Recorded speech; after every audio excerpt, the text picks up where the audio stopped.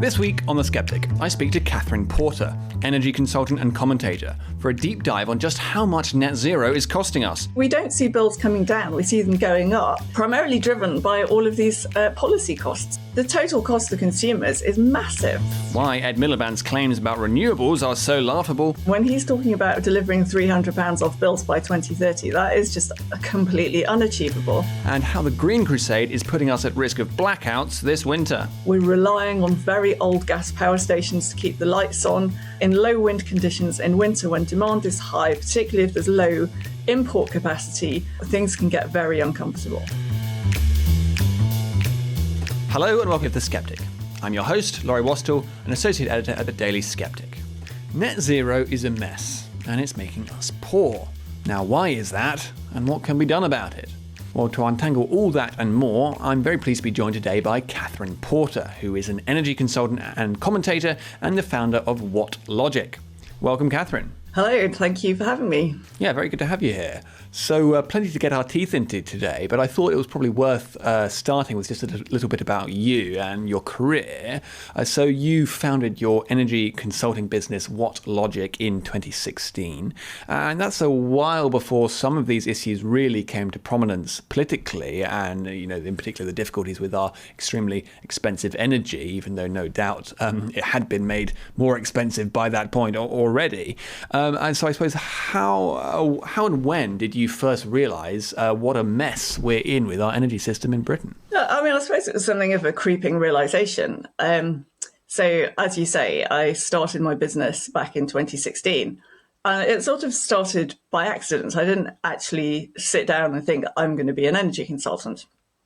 So you asked about my career. I have a master's degree in physics. I went into finance, initially doing technology stocks in the TMT, in the dot-com boom. So then I lost my job when all that, went badly wrong in 2001. I did an MBA and then I went into a similar role in fixed income, which I actually didn't find that interesting. So I had the chance to move into commodities, and pretty quickly I specialised in energy. And then I just basically alternated between the trading floors of banks and utilities. And when I was at Centrica, I was diagnosed with some health stuff. And I thought I'd take 6 months out to, sort all of that out. And at the same time, I'd been having all of these thoughts about where the market was going. And I just thought, well, I'll start writing a blog. When you're working for someone like Centrica, you're not really that free to express your thoughts on social media. You've got to make it really clear there are your personal views and so on, and lots of people shy away from it. But then I wasn't working for anyone, and I just thought, well, I'll just write this blog and start sort of organising my thoughts about it through that. Then actually people read my blog and decided to hire me to do consulting work. So that's where my consulting business came from. But that was really where it started. Back in 2016, I'd been thinking, well, there's a lot of change going on in the market, particularly on the retail side. I thought the retail market was really not functioning. And around that time, there was all that discussion around the price cap, which I was very against. And I wrote a whole series of blogs saying that, the ultimate sort of conclusion of a price cap is that you can bankrupt your suppliers and end up having to bail them out. And that's exactly what happened in 2021. Our suppliers started going bankrupt and some of them had to get bailed out. We had the special administration regime for bulb. But all of the suppliers, when they went bankrupt, they were effectively bailed out by consumers because the credit balances have to be honoured when a supplier goes bust. So what happens is the supplier of last resort takes that over, and then they get those costs back through a levy that's added onto network charges. So in the end, everybody pays for it. And so I'd been thinking about all these different ways that the retail market was broken. And then obviously I could also see that the wholesale market was broken because we've basically removed liquidity from the market. So the government now provides the market hedge for almost all of new generation in the market through the CFD and the capacity market. So it doesn't really leave very much else. And then, of course, on the retail side, you have the price cap driving suppliers into a very regimented hedging strategy. Otherwise, they don't cover their costs. And so what's left? There's then not very many people left to participate in the wholesale market. So we've seen a huge reduction in liquidity, a huge reduction in churn, and a massive shrinkage in the amount of liquidity across the curve. Most people now have to restrict their hedging activities to pretty close to the prompt. So that's also not good for the market. And then I started thinking about other things. I used my blog as a way of organizing my thoughts. So when people were talking about hydrogen, my initial physics brain was saying this doesn't sound particularly viable given what I know about hydrogen, but let me look into it. So I did some research and I was like, no, I think my instincts on that were correct. I did a bunch of research into thermal energy storage. I think that has quite a lot of potential if we can identify the right materials. And just generally, it sort of went from there. And the more you sort of start digging into different details, what's happening with network charging, what's happening with connections, what's happening with demand forecasting on the grid and how inertia is managed and so on, you start to uncover that there's a whole mess there that's really, people are not keeping their eye on the ball properly. And you mentioned your physics background and that giving you an insight there. Do you think that's one reason you're particularly far-sighted on this? I suppose a lot of those analysing these types of things might not even have a background in either physics or finance, but might in fact be in the humanities, for instance. But in fact, you're really across both ends of this very complex system. So I think that's really true when it comes to policymakers, that there aren't that many of them that have those credentials, if you like. And then you see that reflected in the type of policy they come up with. You look at DESNZ, for example, there's an awful lot of environmental activists working in DESNZ, but they don't have the right credentials. In fact, I would say that it's wrong to hire activists into those types of roles anyway, because they have a very strong bias that's not rooted in data. And this whole thing about data, without having those instincts and that training in critical thinking, you start to go down weird rabbit holes like, oh, renewables are cheap. Yeah, that makes sense because the wind and the sun are free. So yeah, renewables will be really cheap. It's like, no, because the machines you need to take that wind and sun and convert it into electricity, they're not free. They're actually very expensive.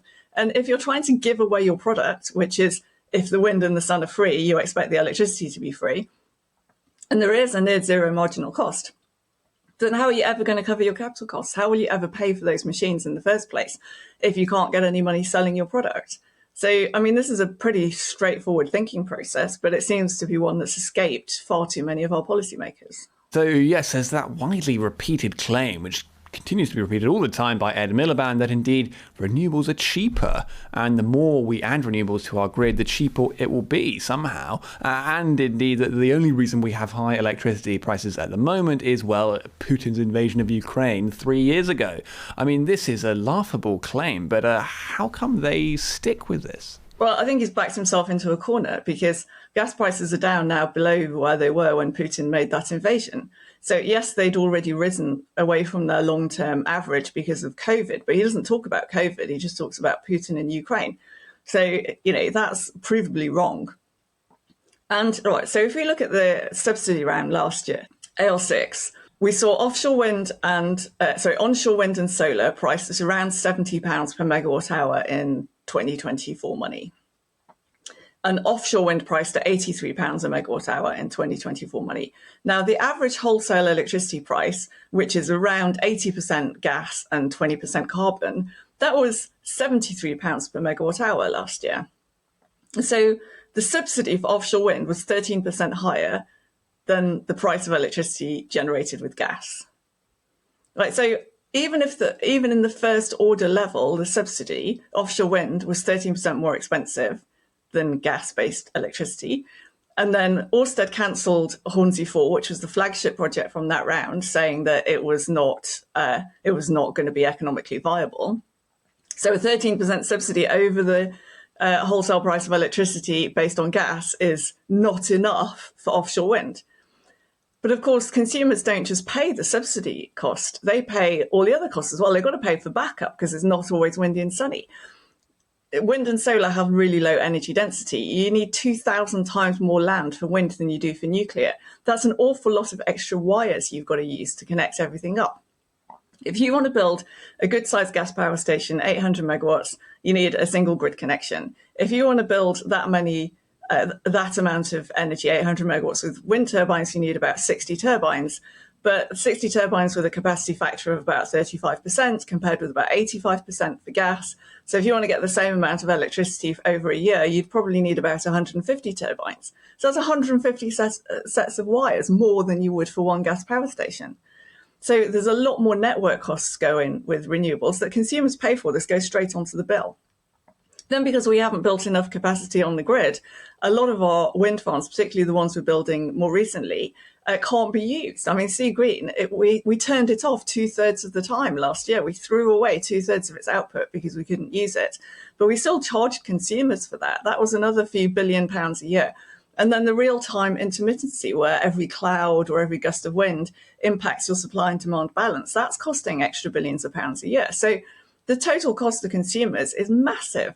And Miliband and Desnes go, oh no, but the levelized cost of renewables is lower than the levelized cost of blah, blah, blah. It's like, well, nobody cares, right? Because consumers don't pay the levelized cost, they pay the full system cost.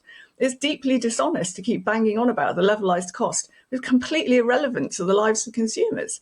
And so we don't see bills coming down, we see them going up, despite the big falls in gas prices, primarily driven by all of these policy costs.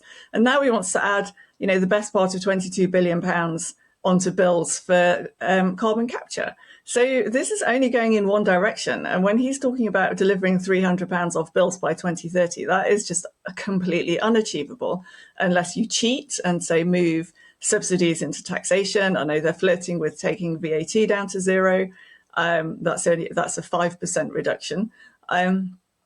But that's cheating, basically. That's not actually saving consumers money. It's just moving the money around to different places. I mean, I actually think both of those things should be done. I think VAT should be set to zero, and I think the subsidies should be moved to taxation. But that is not the way to deliver on that promise of reducing bills. Yeah, I mean, that's just playing around with the numbers, right?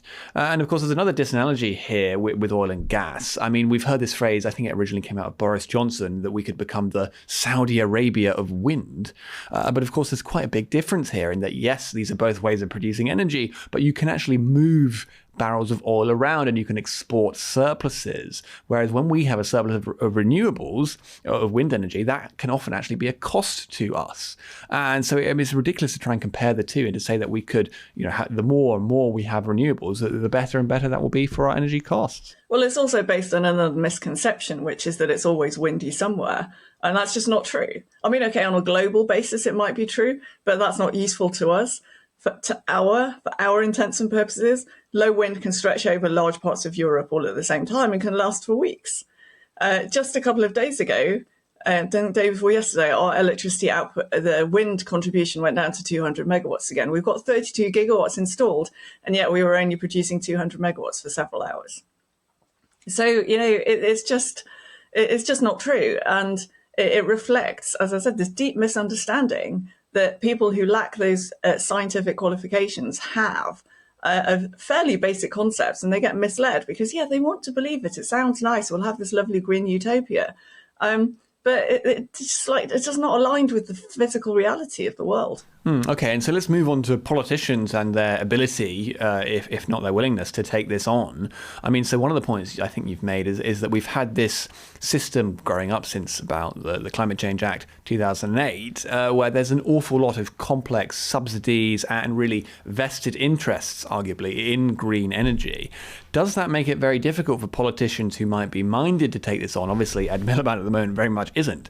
But for those who would want to hack away at all this, because there's so many incentives against it? I don't think that's really the thing that's holding it back, to be honest. I think both Reform and the Conservatives are now pretty minded to start unpicking all of this. I think the real challenge is how do you go about doing it? It's pretty straightforward to not do any new subsidies and to not make it worse from this point onwards. But what you do about all the legacy costs, which are already very significant, and they've got different approaches to this, and they're quite difficult challenges. And it's not really driven by vested interests. It's actually more driven by the way these schemes have all been set up and trying to get out of them in a legal way. Now, there's definitely ways you can reduce cost. I mean, there's several levers you can pull with the legacy renewables obligation that would take a fair amount of cost out. Ultimately, you're going to have to do something beyond what's easy to do. So, for example, we've got a pretty established case law around you're not entitled to continue receiving windfall gains. And I think you could argue that both RPI indexation and the fact that some projects receive more than one ROC per megawatt hour, they could both be reasonably categorised as windfall gains and pretty easily removed. But I think going beyond that, and also with the CFD, you're going to need a more significant restructuring. Now, one option is just simply to buy it all and nationalise it and just run it down. That would be very difficult to fund. The other one is to restructure them so that the developers get less money. Now, they're obviously not going to want that, but the government's not entirely powerless here. You can point out that if these people want to operate in the UK going forwards, if they want to participate in the new direction of the energy market, they'd better take a haircut on these legacy subsidies that are really costing consumers a huge amount of money without delivering an awful lot of benefit. Okay, so if politicians are minded to do something about this, then they certainly could.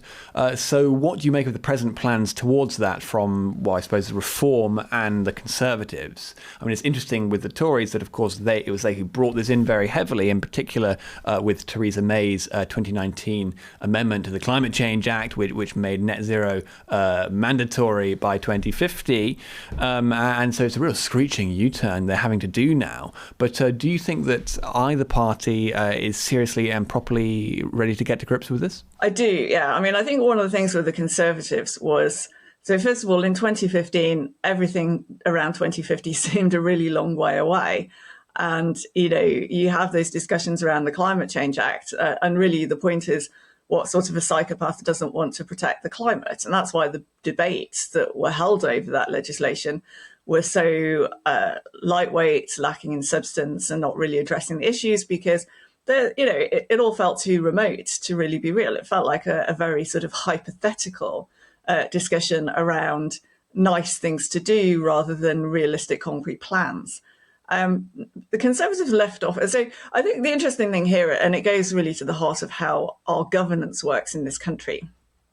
Gordon Brown was Prime Minister. He passed some legislation which made the civil service independent of the government. It meant that ministers can't hire or fire civil servants. So when ministers want a civil servant to do something, and if the civil servant doesn't want to do it, there's not a great deal the minister can do about it.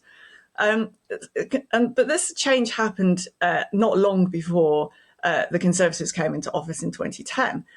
Over the subsequent 14 years, the civil service essentially became corrupted. And I don't mean that in a brown envelope sense. I mean in the sense that it started to develop a political identity, which was pretty left-wing. And in some departments, they actively went out and recruited environmental activists. So there's a lot of environmental activists working in both DESNZ and DEFRA who are trying to mould policy in line with their own ideals. And that's not compatible necessarily with what the elected government wants. But because ministers can't get rid of these people, they don't really have any ability to control it. Now, this happened gradually over 14 years. When the Conservatives left office, they no longer had access to the civil service. And so whereas in office, when they want information, you just go to your officials and say, give me information about X. Now they had to start finding it for themselves. And they realised pretty quickly that the information that they'd been provided by officials was incomplete and biased, that effectively it didn't reflect the full range of information that they needed for good decision-making. And they found that pretty shocking. And quite quickly, actually, after leaving office, they realised that they'd been making an awful lot of these decisions based on incomplete and biased information.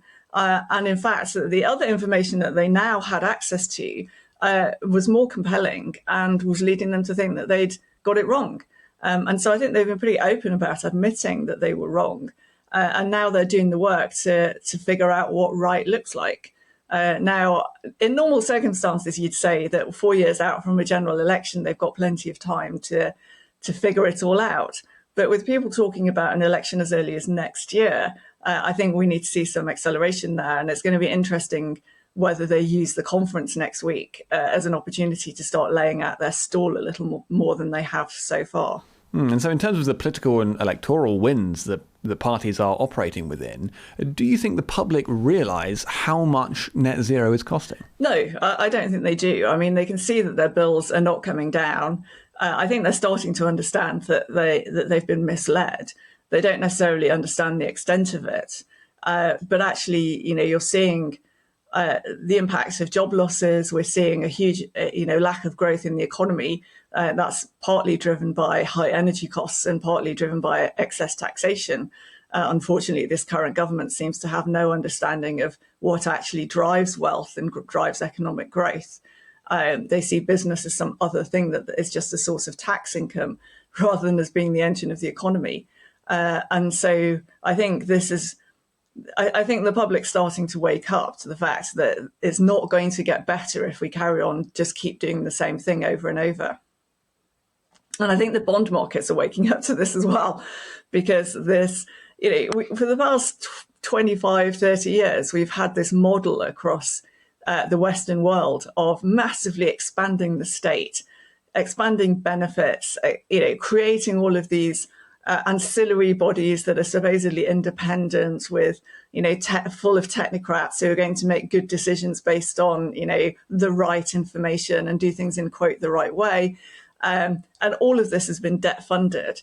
And those debts are starting to fall due. I mean, the amount of debt we have relative to our GDP is starting to look a bit unsustainable.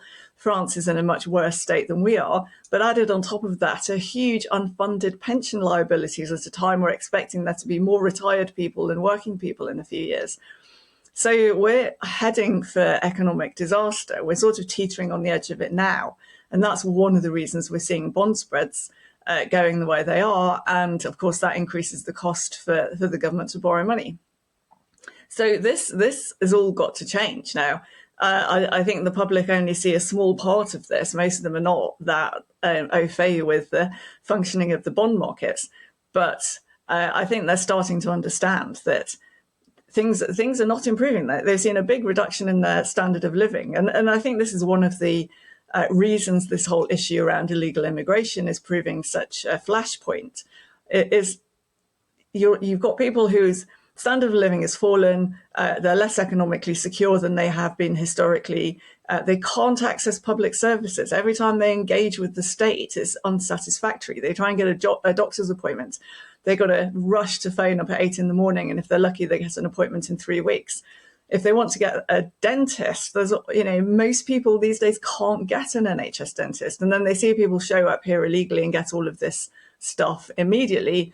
And that just annoys them when they've seen such a big reduction in their standard of living.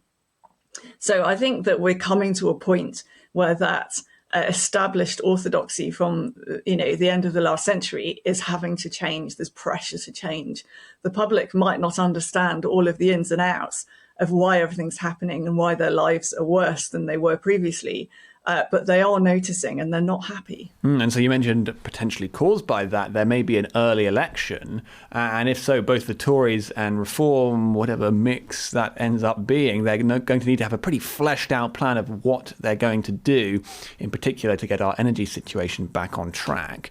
What would be some key things you'd like to see? I mean, and how are they shaping up so far? So what I'd like to see is obviously removal of the windfall tax on North Sea oil and gas. I think they're both, the Conservatives and Reform, are in agreement on that.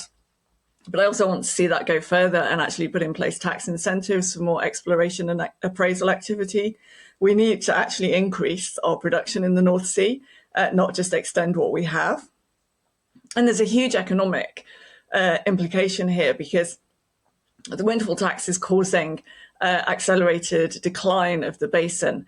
And, that is not neutral. The way our tax regime works is that once producers start decommissioning, they get a huge tax rebate from the government.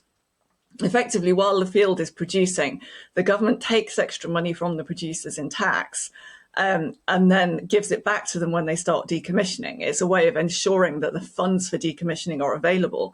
And so you can't not do it, because otherwise they might just walk away from their decommissioning obligations and leave that to the state, which would be worse. But the way things are looking now, instead of these net payments starting in late 2030, early 2040s, they're going to be in the early 2030s. So just outside the OBR's five-year budget horizon, the Treasury is going to have to start funding £2 or £3 billion a year in cash out to North Sea producers, because they won't be producing anymore. So there's a massive tax bombshell coming from that. unless we can manage to defer it through increased production. So that would be the first thing that I'd do. I would completely restructure the retail market. I would move all of the subsidy levies into taxation. I'd put VAT to zero. I'd get rid of the energy company obligation and the warm home discount and move smart meter rollout to the network operators. So I'd really scale back the retail market to being about delivering gas and electricity rather than all these other social programs.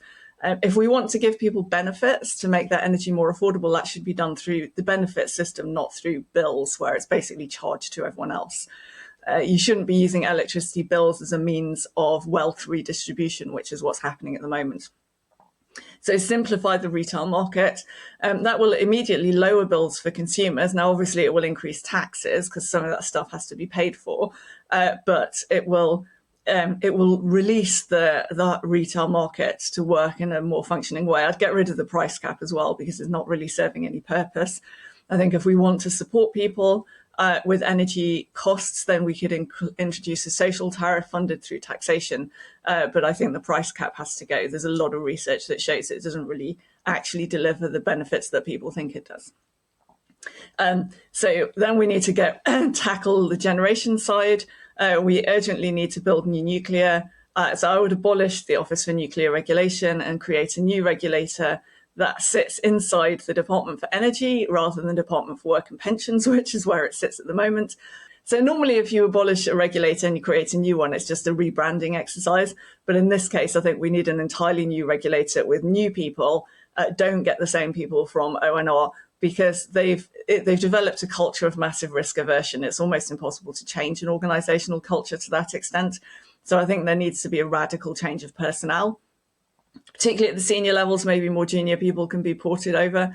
The board of this new regulator should include risk experts from other sectors, such as finance and aviation, to try and keep the nuclear regulators honest, if you like, to stop them from trying to eliminate risk from the nuclear sector, because that's causing premature closure of generation that we really can't afford to lose off the grid.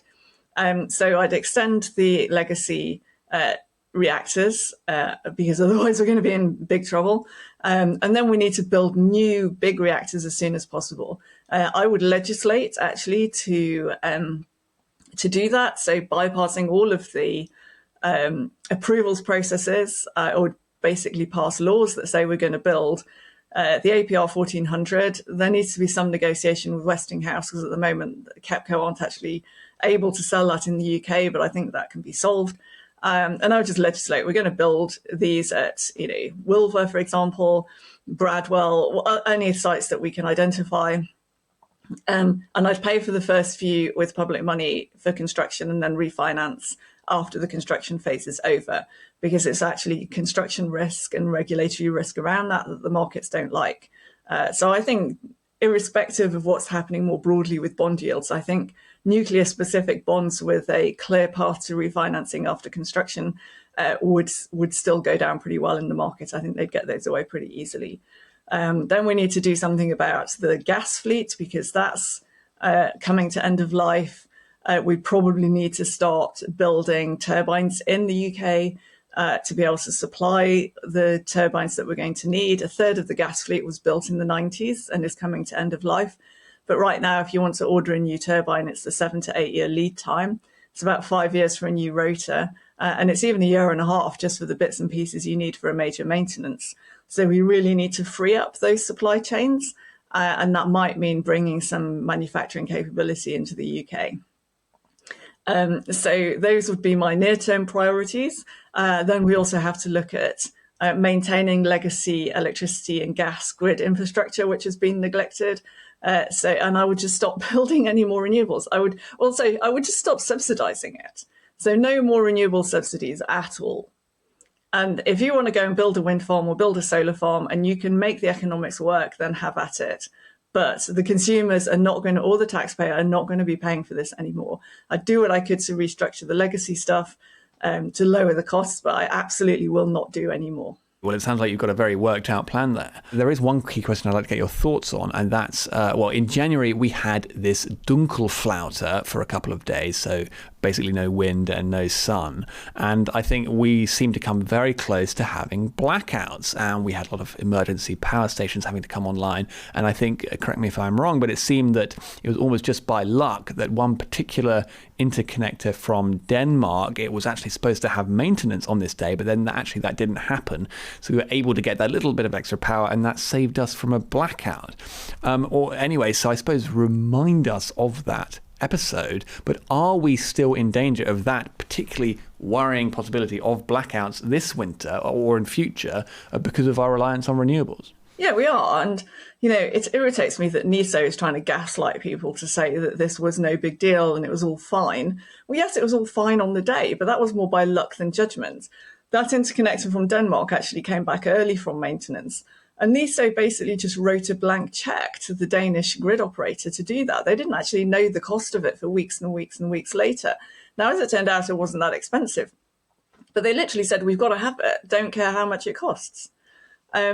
And so that's a real indicator that the market was not so comfortable the way they were telling everyone. If you've got 3.5 gigawatts of spare capacity, which is what they claimed, you don't write blank checks to other system operators to bail you out.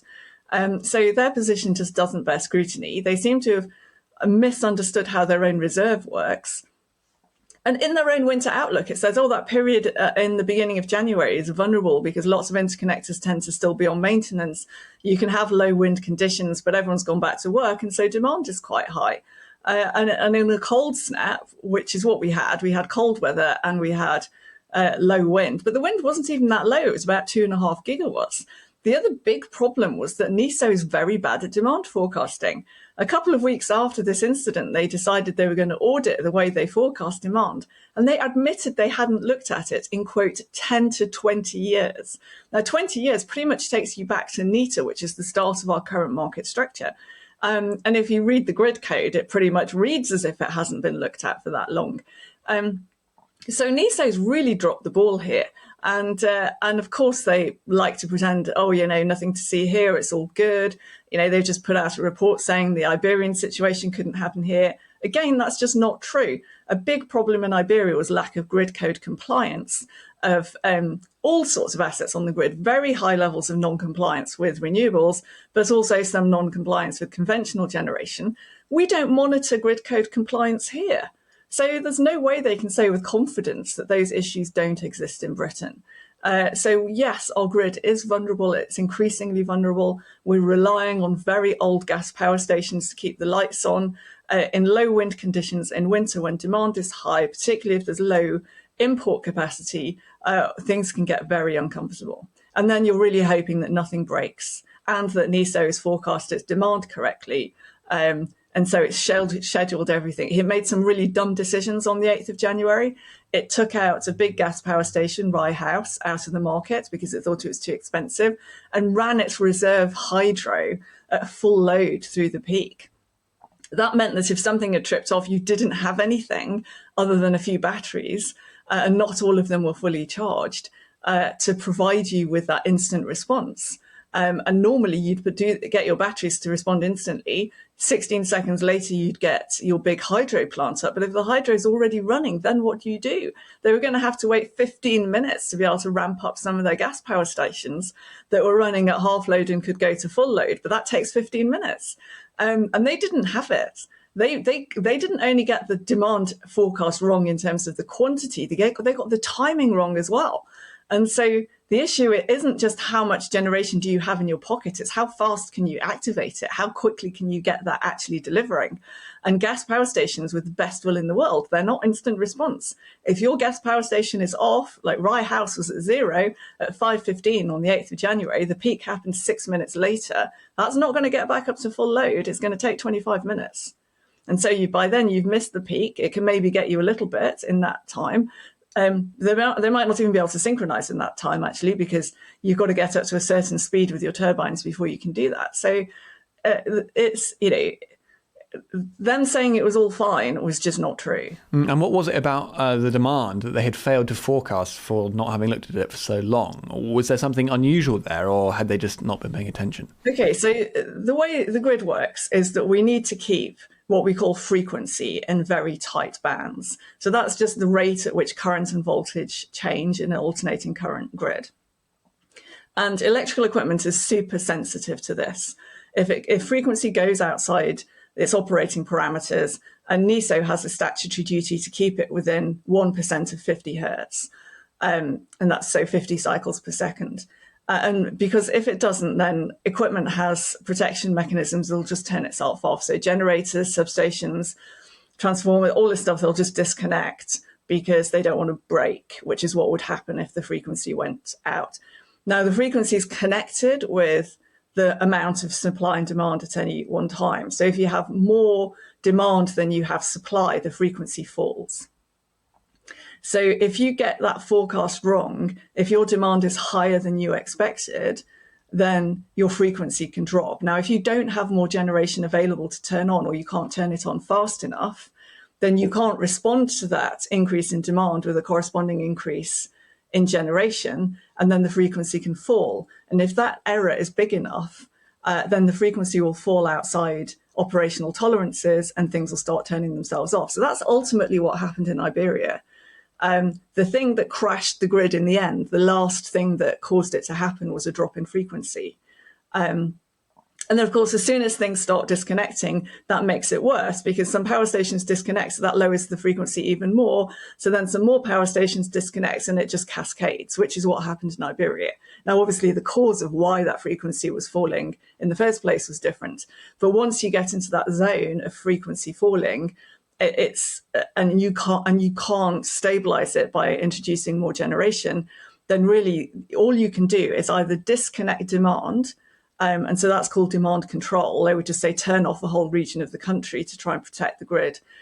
But those are decisions you've got to make split second, because the Iberian grid collapsed within seconds. Once it started, that was it. So then you're relying on people in the control room realizing what's going on and then taking the correct actions to solve it. And if your forecasting tools are not very good, then that's going to really hamper you in doing that. I don't think they do. I don't think they do scenario testing here either. So really, you'd want your shift operators to be doing simulations on this, where they simulate what would happen if we got our demand forecast wrong and our wind forecast wrong, because that was also wrong that day. Wind was a bit lower than they expected. Demand was higher than expected.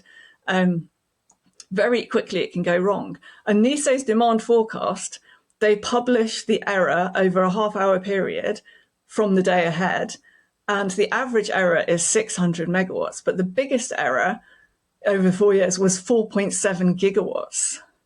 So that's 3 times the single largest in-feed loss, which is the amount that defines how much reserve they hold. So basically, their half-hourly error can be 3 times bigger than the amount of reserve they hold. So you'd better hope that that error doesn't happen on a day when it's tight. And that will be enormously consequential for hospitals, for instance, losing power potentially and things like that. Well, 11 people died in Iberia, and that was really benign weather. So if we had that happen in Britain in the winter, it would be terrible. More people would die. And in Iberia, they had the army out supplying diesel to the hospitals to make sure that the hospitals were stocked enough with diesel to keep their generators running. And then they had the police out on the streets, because obviously you had no traffic lights.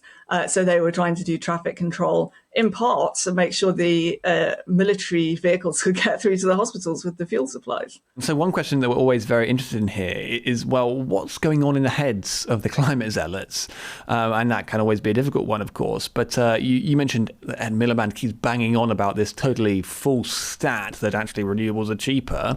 But I suppose, do you think he's just a pure ideologue here? I mean, or does he just not know? Or what is behind that? And I suppose, what would it take for him to change tack? So all I can really answer is to sort of remind people of the Spanish Inquisition.